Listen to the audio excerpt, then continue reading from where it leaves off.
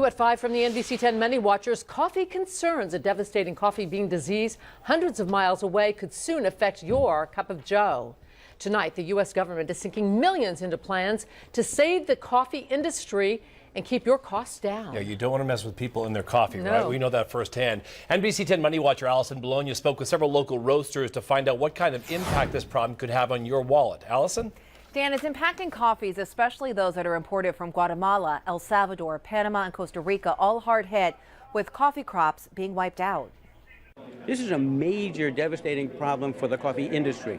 There's a coffee crisis in Central America. Coffee rust, a fungus, is destroying crops and it's affecting supplies here in the United States. We have orders that were outstanding that are not going to come in. An order from Guatemala, for example, from the coffee exchange in Providence. 3 containers were supposed to be shipped.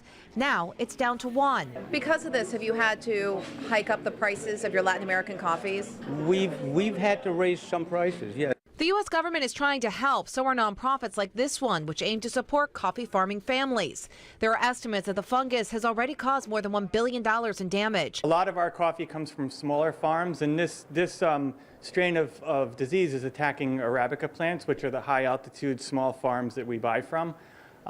So it is, and a lot of these farms can't afford the fungicides and chemicals to treat the plants to stop the spread of this disease. So I am worried about it, yeah.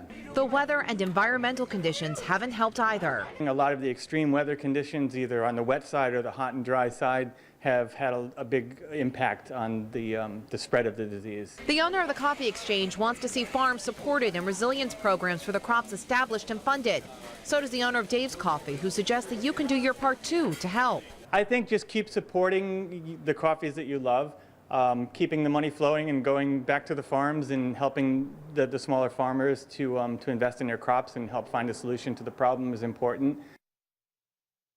All right, and this in from Washington. Overall, the federal government believes that down the road production could decrease up to 40% if this fungus is not brought under control.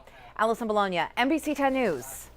All right, Allison, we'll stay on top of that. And of course, if you have a tip for the NBC 10 Money Watchers, send it in. The email address is news@WJAR.com.